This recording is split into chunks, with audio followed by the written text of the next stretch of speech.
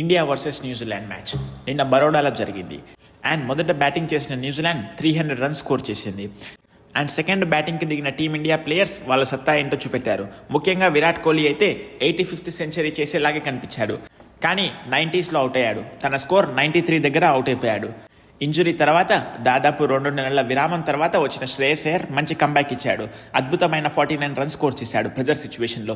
And also captain Shubman Gill ఈ మ్యాచ్లో ఫామ్లోకి వచ్చాడు. అండ్ ఆల్సో తను కూడా 50+ స్కోర్ రన్స్ చేశాడు.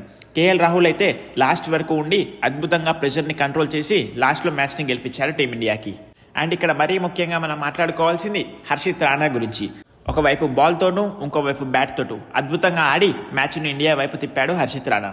ఈ మ్యాచ్ గురించి మనం ఇవాళ పూర్తిగా మాట్లాడుకుందాం. ముందుగా మన ఛానల్ని మీరు ఇంకా సబ్స్క్రైబ్ చేసుకోకపోతే ఒక సబ్స్క్రైబ్ చేయండి, వీడియోని ఖచ్చితంగా లైక్ చేయండి. మీ అమూల్యమైన ఒపీనియన్ని కామెంట్ రూపంలో చెప్పండి. మీరు సబ్స్క్రైబ్ చేసుకోవడం ద్వారా నాకు ఇంకా మోటివేషన్ వస్తుంది ఇలాంటి వీడియోస్ మీకోసం మరెన్నో చేయాలని. విరాట్ కోహ్లీని గ్రేటెస్ట్ ఆఫ్ ఆల్ టైమ్ అని ఎందుకంటారో నిన్న మళ్ళీ అతడు ప్రూవ్ చేసుకున్నాడు. 85th సెంచరీకి కేవలం 7 రన్స్ చేరువలో ఉండి అవుట్ అయిపోయాడు విరాట్ కోహ్లీ. అండ్ ఆల్సో విరాట్ కోహ్లీ నిన్నటి ఇన్నింగ్స్తో 28,000 రన్స్ని స్కోర్ చేశాడు. ఇంటర్నేషనల్ క్రికెట్లో హైయెస్ట్ రన్ స్కోరర్లో నెంబర్ 2 పొజిషన్లో ఉన్నాడు విరాట్ కోహ్లీ. నెంబర్ 1లో అయితే సచిన్ టెండూల్కర్ ఉన్నాడు 34,000 రన్స్తో. మీరే ఊహించండి, ఒక ప్లేయర్ 8 నెలల విరామం తర్వాత ఇంటర్నేషనల్ క్రికెట్కి వచ్చాక ఫస్ట్ 2 మ్యాచెస్లో 2 డక్స్ వచ్చాక ఆ తర్వాత ఇలా ఆడుతారని ఎవరైనా అనుకుంటారా? 2 డక్స్ తర్వాత విరాట్ కోహ్లీ సాధించిన పరుగులు ఇవి. ఆస్ట్రేలియాతో జరిగిన థర్డ్ ఓడిఐలో 70+ రన్స్ చేశాడు. ఆ తర్వాత సౌత్ ఆఫ్రికాతో సిరీస్లో 2 సెంచరీస్, 1 హాఫ్ సెంచరీ స్కోర్ చేశాడు. ఆ తర్వాత ఇప్పుడు న్యూజిలాండ్లో మళ్ళీ 93 రన్స్ స్కోర్ చేశాడు. అసలే వీళ్ళు ఆడేది ఒకటే ఫార్మాట్. అండ్ ఒక ఫార్మాట్లో కూడా 8 నెలల విరామం తర్వాత టీంలోకి వచ్చాక ఫస్ట్ 2 మ్యాచెస్లో 2 డక్స్ సాధించాక ఇలాంటి పరుగులు స్కోర్ చేయడం అంటే చాలా అద్భుతమనే చెప్పాలి. వింటేజ్ కోహ్లీని చూస్తున్నాం మనం. మనందరికీ తెలుసు అతన్ని చేజ్ మాస్టర్ అని ఎందుకంటారో. నిన్నటి మ్యాచ్లో అయితే స్టార్టింగ్ నుంచి ఎండింగ్ వరకు చాలా అద్భుతంగా ఆడాడు. కానీ లాస్ట్లో సెంచరీ మిస్ అయిపోయాడు. విరాట్ కోహ్లీ తన సెంచరీ మిస్ అయినా కానీ టీమిండియాని మాత్రం చాలా కంఫర్టబుల్ పొజిషన్లో ఉంచాడు తాను అవుట్ అయినప్పటికీ. ఇక్కడ మనం ఇంకొక ప్లేయర్ గురించి మాట్లాడుకోవాలి. అతడే రోహిత్ శర్మ. తను ఆడింది 29 బాల్లైనా ఆ 29 బాల్లలో 2 6లు 3 4లు కొట్టాడు. మంచి ఫామ్లో కనిపించాడు రోహిత్ శర్మ. అదే ఫామ్ని కంటిన్యూ చేస్తూ మంచి షాట్ ఆడదామని ఆడాడు. కానీ ఆ బాల్ అవుట్ అయిపోయాడు రోహిత్ శర్మ.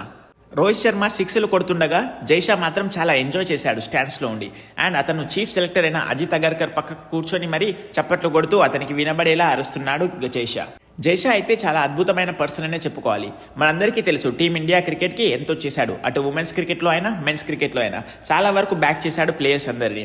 ఇప్పుడు నిన్నటి మ్యాచ్ కూడా చూసుకుంటే Jay Shah and Baroda cricket association అందరూ కలిసి రోహిత్ శర్మ అండ్ విరాట్ కోహ్లీనికి మంచిగా ఫెలిసిటేట్ చేశారు. రోహిత్ శర్మ, విరాట్ కోహ్లీ మీరిద్దరూ 2 డైమండ్లు టీమిండియా క్రికెట్కి అని పేర్కొని మరీ మంచిగా ఫెలిసిటేట్ చేశారు ఇద్దరికి. ఇక్కడ మనం మరో ఇంపార్టెంట్ ప్లేయర్ గురించి మాట్లాడుకోవాలి. అతడే శ్రేయస్ అయ్యర్. ఇతడైతే పర్ఫెక్ట్ నెంబర్ 4 బ్యాట్స్మెన్ అండి. చాలా అంటే చాలా consistent player. And also spin అగేన్స్ట్గా చాలా అద్భుతంగా ఆడతాడు. అద్భుతమైన బౌండరీలు సాధిస్తూ వీలు చిక్కేటప్పుడల్లా సింగిల్స్ అండ్ డబుల్స్ తీస్తూ అద్భుతంగా స్ట్రైక్ రొటేట్ చేశాడు శ్రేయస్ అయ్యర్. అండ్ ఆల్సో కీలకమైన సిచ్యువేషన్లో వచ్చిన అయ్యర్ విరాట్ కోహ్లీతో కలిసి మంచి పార్ట్నర్షిప్ సాధించాడు. ఆ తర్వాత 49 రన్స్ దగ్గర అవుట్ అయిపోయాడు శ్రేయస్ అయ్యర్. ఇంకొంచెం సేపు బ్యాటింగ్ చేసి తన 50ని కూడా కంప్లీట్ చేసుకొని అలాగే టీమిండియాని కూడా విజయాన్ని అతని బ్యాట్తో అందిస్తే ఇంకా బాగుండేది. కానీ అతను మాత్రం 49 రన్స్ దగ్గర అవుట్ అయిపోయాడు. ఎనీవే 2 నెలల విరామం తర్వాత వచ్చిన శ్రేయస్ అయ్యర్కి ఇది మంచి కంబ్యాక్ అనే చెప్పుకోవాలి. ఇక్కడ మనం మరీ ముఖ్యంగా మాట్లాడుకోవాల్సింది కెప్టెన్ శుభ్మన్ గిల్ గురించి. మనందరికీ తెలుసు లాస్ట్ 2-3 నెలలుగా శుభ్మన్ గిల్ దగ్గర అసలు ఫామ్ లేదు అని. And also T20 world cup నుంచి అతన్ని డ్రాప్ చేశారు. ఈ మ్యాచ్లో చూస్తే మాత్రం స్టార్టింగ్లో చాలా స్ట్రగుల్ అయ్యాడు శుభ్మన్ గిల్. స్టార్టింగ్లో చాలా వరకు డాట్ బాల్స్ ఆడాడు. కానీ ఆ తర్వాత సుదీర్ఘంగా టైం తీసుకొని మంచిగా సెటిల్ అయ్యాడు శుభ్మన్ గిల్. ఆ తర్వాత ఒక చక్కటి 50 కొట్టాడు. కానీ 50 కొట్టిన అనంతరం అవుట్ అయిపోయాడు శుభ్మన్ గిల్. కానీ అతను కూడా ఫామ్లోకి వచ్చాడు కాబట్టి టీమిండియాకి ఎలాంటి డోకా లేదని చెప్పుకోవచ్చు. కానీ ఇక్కడ మరీ ముఖ్యంగా చూస్తే మాత్రం న్యూజిలాండ్ జట్టు ఏమీ తక్కువగా ఆడలేదు. వాళ్ళు చాలా అంటే చాలా గట్టి పోటీ ఇచ్చారు. 49th ఓవర్ వరకు వాళ్ళు కూడా గేమ్లోనే ఉన్నారు. అంటే లాస్ట్ వరకు మ్యాచ్ని తీసుకెళ్లారు. చాలా గట్టి పోటీ ఇచ్చారు న్యూజిలాండ్ ప్లేయర్స్ కూడా. మొదట వాళ్ళు బ్యాటింగ్ చేసేటప్పుడు Devon Conway and henry Nicholls వాళ్ళిద్దరూ కలిసి సెంచరీ ప్లస్ పార్ట్నర్షిప్ చేశారు. అండ్ ఆల్సో ఆ తర్వాత వచ్చిన డార్ల్ మిచెల్ అద్భుతంగా ఆడి కేవలం 71 బాల్స్లోనే 84 రన్స్ స్కోర్ చేశాడు. దీంతో వాళ్ళ స్కోర్ 300 రన్స్ అయిపోయింది. అంటే 50 ఓవర్స్ అంటే 300 బాల్స్లో 300 రన్స్ స్కోర్ చేశాడు న్యూజిలాండ్ బ్యాట్స్మెన్. ఇక్కడ మన బౌలింగ్ విషయానికి వస్తే మాత్రం హర్షిత్ రాణా కీలకమైన టైంలో 2 వికెట్లు తీశాడు. అది కూడా సెట్ బ్యాట్స్మెన్స్ అయిన Devon Conway and henry Nicholls wickets తీసి హర్షిత్ రాణా టీమిండియాని గేమ్లోకి తీసుకొచ్చాడు. ఆ తర్వాత మొహమ్మద్ సిరాజ్కి దొరికింది 8 ఓవర్లు అయినా అండ్ ఆ 8 ఓవర్లో అతను కూడా 2 వికెట్స్ తీసి మంచి ప్రదర్శన చేశాడు. ఇక్కడ మన బ్యాటింగ్ విషయానికి చూస్తే మాత్రం నాకు ఒక పాయింట్ అర్థం కాలేదు. కేఎల్ రాహుల్ ఉండగా రవీంద్ర జడేజాని ఎందుకు నెంబర్ 5 పంపించారా అని. నాకు కూడా తెలుసు లెఫ్ట్ అండ్ రైట్ కాంబినేషన్ మంచిగా పనిచేస్తుంది అని, కానీ రవీంద్ర జడేజా వచ్చాక కేవలం 5 బాళ్ళకే అవుట్ అయిపోయాడు. నా ఉద్దేశంలో మాత్రం కేఎల్ రాహుల్ ఇలాంటి టైమ్స్లో నెంబర్ 5 వచ్చి ఆడొచ్చనే అనిపిస్తుంది. మరి మీ ఉద్దేశంలో కేఎల్ రాహుల్ నెంబర్ 5 ఆడాలా, నెంబర్ 6 ఆడాలా? మీ అమూల్యమైన ఒపీనియన్ని కామెంట్ రూపంలో చెప్పండి. ఇక్కడ మనం కేఎల్ రాహుల్ గురించి ఎంత మాట్లాడుకున్నా తక్కువే, ఎందుకంటే మ్యాచ్ మొత్తంలో టీమిండియాదే పై చేయని చెప్పుకోవచ్చు. కానీ లాస్ట్కి వచ్చేసరికి న్యూజిలాండ్ చాలా అద్భుతంగా పుంజుకుంది. కానీ అక్కడ కేఎల్ రాహుల్ తన ప్రజెన్స్ని అండ్ ఆల్సో వెరీ కూల్గా ఉండి ఎంతో అద్భుతమైన ఇన్నింగ్స్ ఆడాడు. లాస్ట్లో చాలా ప్రశాంతంగా ఉండి లాస్ట్ వరకు తీసుకెళ్లాడు గేమ్ని. సింగిల్స్ తీస్తూ స్ట్రైక్ రొటేట్ చేస్తూ చాలా అద్భుతంగా ఆడాడు కేఎల్ రాహుల్. అండ్ క్రీజ్లోనే పాతుకుపోయాడు కేఎల్ రాహుల్ లాస్ట్ వరకు. అండ్ గేమ్ని డీప్గా తీసుకెళ్లి 49th ఓవర్లో 2 4లు 1 6తో మ్యాచ్ని గెలిపించాడు కేఎల్ రాహుల్. నేనైతే కేఎల్ రాహుల్ ఆడిన ఇన్నింగ్స్ చాలా మంచిగా ఆడాడని చెప్తాను. ఎందుకంటే ఒకవైపు వికెట్స్ పడిపోతున్నాయి, ఒకవైపు కోహ్లీ అవుట్ అయ్యాడు, ఆ తర్వాత రవీంద్ర జడేజా అవుట్ అయ్యాడు, ఆ తర్వాత శ్రేయస్ అయ్యర్ కూడా అవుట్ అయ్యాడు. ఇలాంటి టైంలో కేఎల్ రాహుల్ అక్కడనే వికెట్ల మీద పాతుకుపోయి ఇన్నింగ్స్ మంచిగా బిల్డ్ చేసి మ్యాచ్ మొత్తం ముగించాడు. చాలా మంచిగా ఆడాడు ఇన్నింగ్స్ని.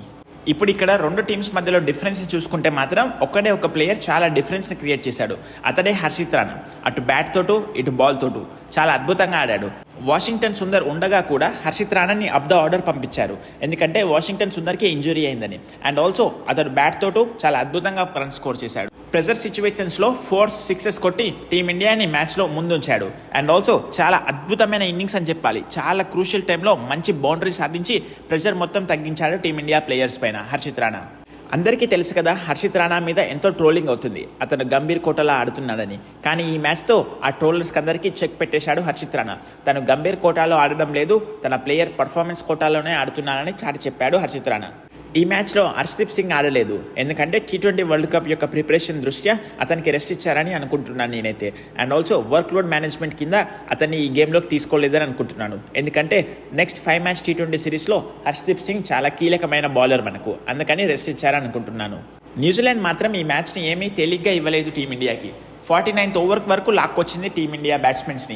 ఎందుకంటే విరాట్ కోహ్లీ అండ్ శ్రేయస్ అయ్యర్ ఉన్నప్పుడు మ్యాచ్ ఎప్పుడో 45th ఓవర్లోనే అయిపోతుంది అనుకున్నారు. కానీ వరుసగా వికెట్లు తీస్తూ డాట్ బాల్స్ వేస్తూ చాలా అద్భుతంగా బౌలింగ్ చేశారు వాళ్ళ బౌలర్స్. మరీ ముఖ్యంగా పొడవాటి బౌలర్ అయిన కైల్ జెమిసన్ అద్భుతంగా బౌలింగ్ చేశాడు. మన బ్యాట్స్మెన్స్లో చాలా వరకు కీలకమైన బ్యాట్స్మెన్స్ని కైల్ జెమిసనే అవుట్ చేశాడు. కైల్ జెమిసన్ యొక్క వికెట్స్ చూస్తే మాత్రం అతను రోహిత్ శర్మని అవుట్ చేశాడు, ఆ తర్వాత విరాట్ కోహ్లీని అవుట్ చేశాడు, ఆ తర్వాత శ్రేయస్ అయ్యర్ని క్లీన్ బౌల్డ్ చేశాడు, అండ్ ఆల్సో రవీంద్ర జడేజాను కూడా అవుట్ చేశాడు. ఇలా కీలకమైన టైమ్స్లో వికెట్స్ తీయడం వల్ల న్యూజిలాండ్ టీంని మళ్ళీ గేమ్లోకి తీసుకొచ్చాడు కైల్ జెమిసన్. కానీ లాస్ట్లో వాళ్ళు 2 కీలకమైన క్యాచెస్ మిస్ చేశారు. ఒకటి హర్షిత్ రాణాది, ఒకటి వాషింగ్టన్ సుందర్ది. హర్షిత్ రాణాది ఏమో డాల్ మిచెల్ మిస్ చేశాడు, అండ్ ఆల్సో వాషింగ్టన్ సుందర్ది ఏమో ఆదిత్య అశోక్ మిస్ చేశారు. ఆ మిస్ చేసిన క్యాచెస్ మాత్రం పట్టి ఉంటే రిజల్ట్ వేరేలా ఉండేదేమో. కానీ అసలు గేమ్లోనే లేని న్యూజిలాండ్ని తిరిగి గేమ్లోకి తీసుకొచ్చారు వాళ్ళ బౌలర్స్. చాలా అద్భుతంగా ఫైట్ చేశారని చెప్పొచ్చు లాస్ట్ వరకు. కానీ లాస్ట్లో హర్షిత్ రాణా అండ్ కేఎల్ రాహుల్ కలిసి టీమిండియాకి మంచి విజయాన్ని అందించారు. అండ్ విరాట్ కోహ్లీ తన అద్భుతమైన ఇన్నింగ్స్కి man of the match award కూడా లభించింది అతనికి. ఇప్పుడు సెకండ్ ఓడిఐకి మంచిగా 2 days టైం దొరికింది ప్లేయర్స్కి. మంచిగా రెస్ట్ తీసుకొని మళ్ళీ ప్రాక్టీస్ మొదలుపెట్టి చాలా అద్భుతంగా ఆడి సిరీస్ విజయాన్ని అందిస్తారని నేనైతే ఆశిస్తున్నాను. అండ్ నెక్స్ట్ మ్యాచ్లో ఈ మ్యాచ్లో విరాట్ కోహ్లీ కొట్టినట్టే నెక్స్ట్ మ్యాచ్లో రోహిత్ శర్మ కూడా కొట్టాలని ఆశిస్తున్నాను. ఇవ్వండి ఈ మ్యాచ్ యొక్క వివరాలు. ఈ మ్యాచ్ గురించి మీ అమూల్యమైన ఒపీనియన్ని కామెంట్ రూపంలో చెప్పండి. ఈ వీడియో కనుక మీకు నచ్చినట్టయితే ఖచ్చితంగా ఒక లైక్ చేయండి, ఛానల్ని సబ్స్క్రైబ్ చేసుకోండి, మీ అమూల్యమైన ఒపీనియన్ని కామెంట్ రూపంలో చెప్పండి. మీ ఫ్రెండ్స్ అండ్ ఫ్యామిలీకి వీడియోని ఖచ్చితంగా షేర్ చేయండి. Thank you guys for watching. See you in the next video.